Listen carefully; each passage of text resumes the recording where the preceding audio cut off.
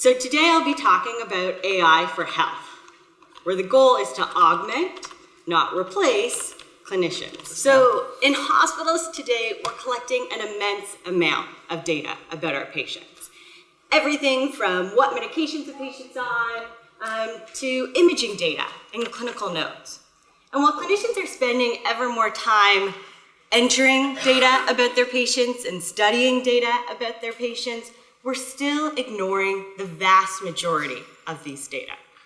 So in my group, we develop and we use machine learning techniques to identify patterns in these data, patterns that can be used to sort patients from low risk to high risk for a particular adverse event or outcome.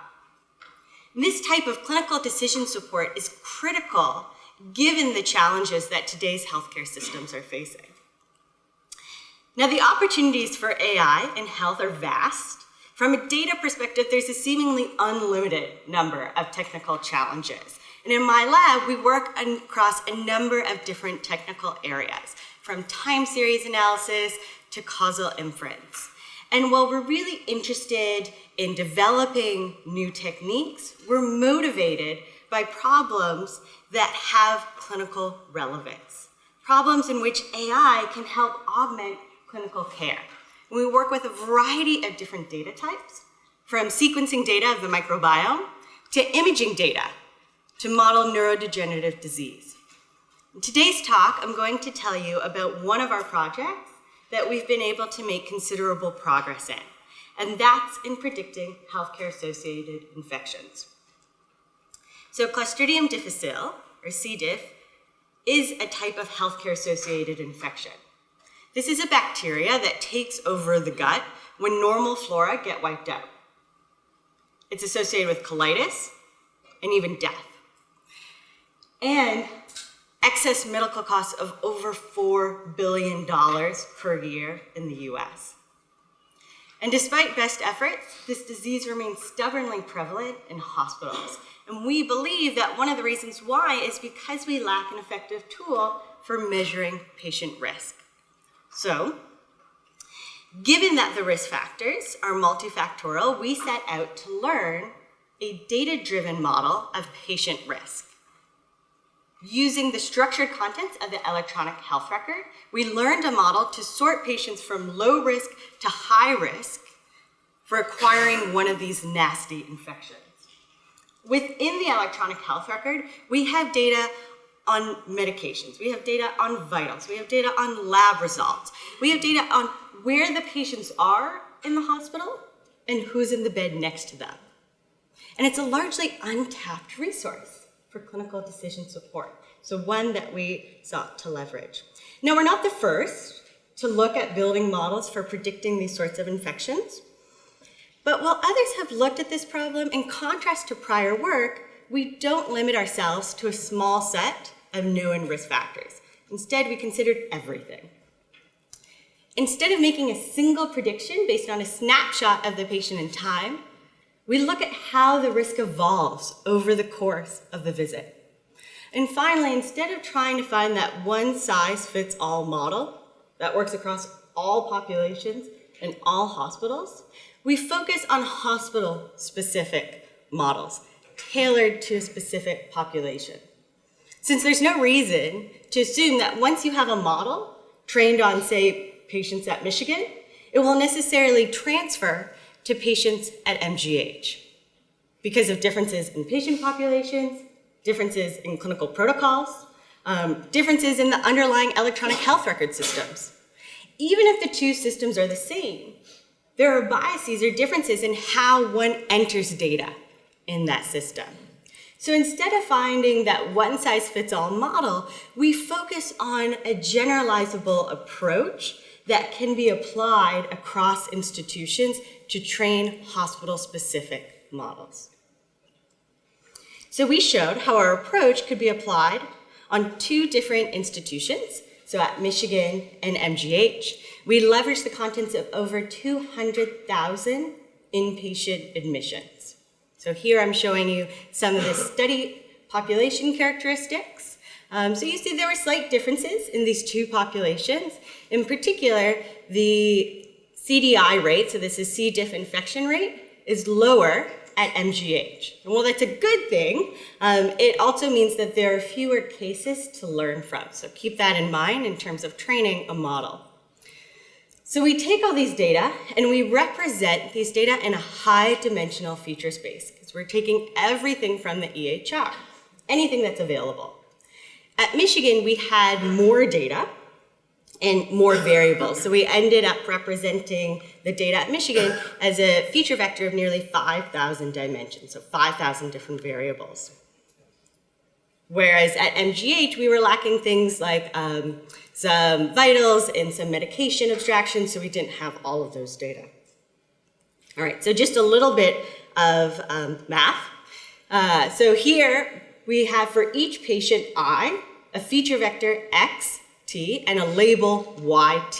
So this is a feature vector and a label for every single day of the patient admission. And the label encodes whether or not the patient eventually tests positive for a C. diff infection.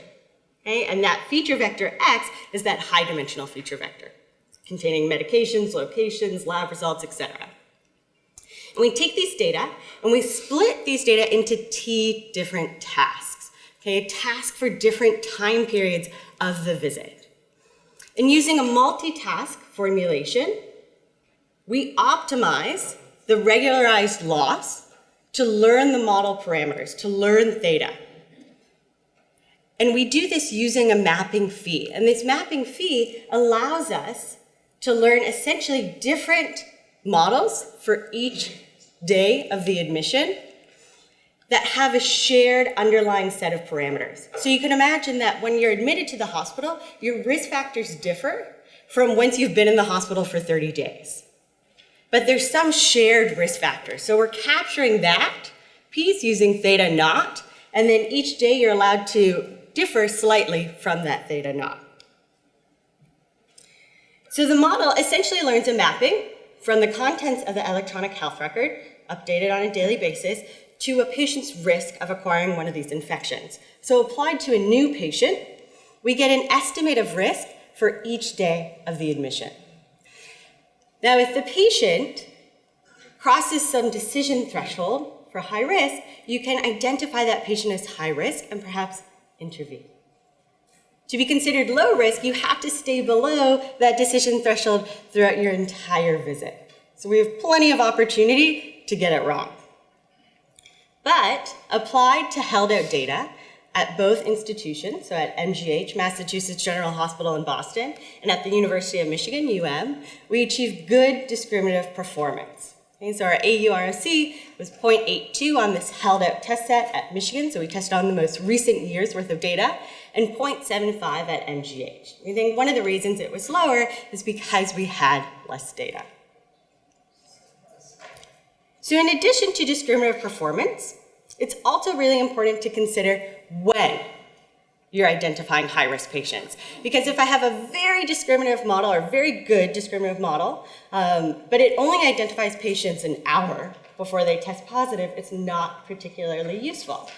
We showed that our model on average was able to identify high-risk patients 5 days in advance of clinical suspicion. 5 days in advance of when the lab test was ordered for C. diff. And I think that this is far enough in advance that you can actually do something about that and change the patient's risk and outcome. So you can find the details in our ITCHY paper. But if you want to start training these models, you're welcome to download our code available on GitHub. And we're now working with teams both at MGH and Michigan to prospectively validate the model. And this prospective validation step is key before the model goes into clinical practice. But what else can we do to improve the model performance? And we could go out and collect more data, and that might give us a slight bump in the AUROC, in the discriminative performance of the model. But it's not clear how clinically useful that would be. So working with our clinical collaborators, we've identified a number of key characteristics that we believe are important for the safe and meaningful adoption of these sorts of clinical decision support tools. In addition to being accurate, just getting it right, the model should be credible. It should agree, at least in part, with what is known in the clinical literature. It should be robust and able to adapt to changes over time. And finally, it should be actionable. It should tell us not only who's at risk, but why the patient's at risk and how to change that patient's risk. So to achieve models with these characteristics, we're going to need big data. We're going to need machine learning techniques. But I think there's another key ingredient here that's often overlooked, and that's domain expertise. So in my lab, we've been working on developing methods and techniques that incorporate domain expertise, clinical expertise. And I think this is especially important in healthcare, where there are some diseases or outcomes that are so rare that even if you had data on every patient in the world, there wouldn't be enough data to learn a meaningful relationship. So you need that clinical expertise. So I'll tell you about one of these projects. So recently, we've shown that domain expertise regarding known relationships can be incorporated in such a way that it leads to models that are more robust and credible without trading off accuracy. And this work is done by one of my PhD students, Jenna Wiens, and he presented it at the KDD meeting in 2018. So in high-stakes domains, like healthcare, many users seek interpretable models. So models that tell us not only who's at risk, but why a patient's at risk. And there was some debate yesterday about whether or not we really need interpretable models in healthcare. And I think I agree with the speakers yesterday that said, clinicians don't necessarily need interpretable models because you use treatments every day that you don't necessarily understand the causal mechanism for. However, I think it's critical that we have interpretability to get to that stage of rigorous validation, because there's an iterative approach to training these models. And from a computer scientist perspective, who's training these models, I need to know what the model has learned so that I can debug it and interpret and iterate and then be confident before I prospectively deploy it. So to achieve this kind of interpretability, researchers will often focus on models where the average complexity of the rules is low. So for example, linear models over nonlinear models, and where the size of the rule set is small. So tell me why the patient's at high risk with 5 variables instead of 10,000 variables. Now in high dimensional settings, like our own, to decrease the size of the rule set, one can use regularization techniques like L2 or L1. And L1 is often preferred because it encourages sparsity in the set of parameters. It will set more of these model parameters, theta, to 0. But if you have 2 perfectly correlated variables, L1 or lasso may randomly eliminate one. So it will set one of those coefficients to 0 and keep the others. And this can lead to a lot of confusion when analyzing the coefficients of a model. Okay, so I have these risk factors for my C. diff model, and this is the weight that each of these risk factors is getting. So it's a linear model. And clinicians always want to see, well, what are the top risk factors? And the first one is CDI diagnosis in the past year. So that makes sense because cases have, 20% of cases will relapse within 6 weeks. If the patient's in the medicine patient care unit, they're a sicker patient, if they have a fever, but then you don't have to get very far in this list of 5,000 features before puzzling results show up. Okay, something like vitamin B. And then the clinician starts to question the model, despite it achieving good performance, saying, I don't really trust this model. It doesn't really make sense. I don't see my favorite risk factors up here. But you have to remember that there's a great deal of collinearity in these data. There are many variables that are correlated with one another. So it might just be that vitamin B is showing up as being important because it's highly correlated with another known causal risk factor. But we know some of the risk factors for C. diff. We know that the receipt of clindamycin, for example, increases a patient's risk of acquiring one of these infections. So we sought to develop techniques that could incorporate this knowledge. And we do this through a new regularization penalty, in which we have this additional vector, R, that encodes which variables are known risk factors and which ones aren't. I'm not going to go into all of the technical details, but we assume there's a set of known variables and a set of unknown variables. And then the contour plot for this penalty shown here, and then based on this contour plot, we called it the I penalty, allows us to choose between these known and unknown risk factors. So that if you have two equally predictive factors, the one that has a known relationship, perhaps a causal relationship with the outcome, is kept in the model. So you don't end up with spurious relationships. Okay, so we prove a number of different properties in the paper, but at a high level, I penalty favors a solution that is sparse in the set of unknown features, so it gives us that interpretability, and dense in the set of known features. And this leads to more credible and more robust models, since correlations can be fragile. And if I always gave vitamin B with a specific drug, like clindamycin, but then that changes, and clinical protocol changes, then that relationship would be broken. And I'm better off keeping the variable that has the known relationship in the model. So beyond our work in interpretability and credibility, we've also been seeking methods that result in increased actionability. This is joint work with Maggie Macker at the University of, or at a PhD student at MIT. So to achieve more actionable models, we leverage the fact that CDI is an infectious disease. So a patient must be both susceptible to the disease, so a suppressed immune system, and exposed to the bug. Okay, I need to ingest the bug to get the disease. Now, susceptibility is typically measured by what medications you're on, your comorbidities, whereas exposure in the literature is typically measured as a function of one's neighbors, okay, the infection status of your neighbors. But a study came out in the New England Journal of Medicine in 2013 that showed that nearly 50% of cases of infection with C. diff were genetically distinct from all other known infections in the hospital. So the question is, who's spreading the disease? How am I getting the infection? Well, along with our clinical collaborators, we hypothesize that there may be latent spreaders, okay? Asymptomatic colonized patients in the hospital. So to try to identify these latent spreaders, we model the hospital as a graph in which the nodes represent patients and the edges between the nodes represent connections. So you might share an edge with a neighbor if you share a room, or if you share a healthcare worker. You have the same clinician. So given this graph, our goal is to jointly infer latent spreader status, so who's most likely spreading the disease, with risk of infection.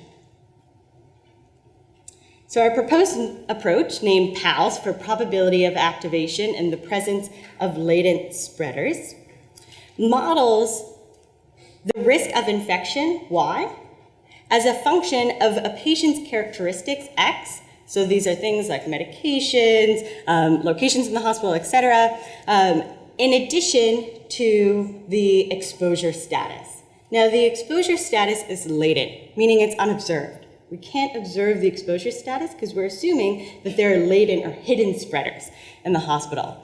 So this is a function of the latent spreader status of each of the patient I's neighbors. Okay, so patient I is the ego, the neighbors are the alter. And this latent spreader status of each of the neighbors is a function of that patient's characteristics. Okay, so what medications that patient's on, what comorbidities that patient has. So this generative model here captures several of the key aspects of the spread of infection. So first, by modeling each individual spreader state, ZJ, I'm able to now gain knowledge about the individual spreader status rather than merely an aggregate count. Okay? In addition, by modeling the spread or modeling the risk of infection as both the underlying characteristics of the patient and this exposure status, ADA, I'm able to start to get at the relationship between these two variables and how much they contribute to the risk of infection. And finally, by modeling both the individual spreader status and the infection risk as a function of the characteristics of the patients, we can start to tease apart what are some of the underlying risk factors for both spreading and infectious disease. So we learn the model parameters, U and W, and then given these parameters and a new graph, we can estimate for each node their probability of being a latent spreader. And then given this, we're able to then better estimate the exposure status of a patient and better estimate or better predict who's most likely to get an infection. So we don't test all patients in a hospital, so we can't validate our predictions for latent spreader status. But if we assume that if we do a better job at predicting spreader status, this will lead to a better prediction for risk of infection. And we showed that this is the case when you use a graph where the connections, where the edges are based on shared nurses. So in summary, there's a critical need for AI in healthcare. And by augmenting clinical practice, AI has the potential to reduce costs and medical errors through decision support tools. But there are some things to keep in mind as we work towards this goal. We often need generalizable approaches, not necessarily a one-size-fits-all model that assumes that all institutions and patients are the same. In addition, to achieve safe and meaningful adoption of these tools, we require more than just accuracy. And I showed this, that we can achieve both credible and accurate models using eye regularization and more actionable models, allowing us to target patients who are likely spreading the disease and reducing the incidence of C. diff using PALS. And with that, I'd like to thank my students. Without them, this work would not have been possible. In addition to my collaborators and funding sources, this is really interdisciplinary team science that I couldn't do without these people. Thank you.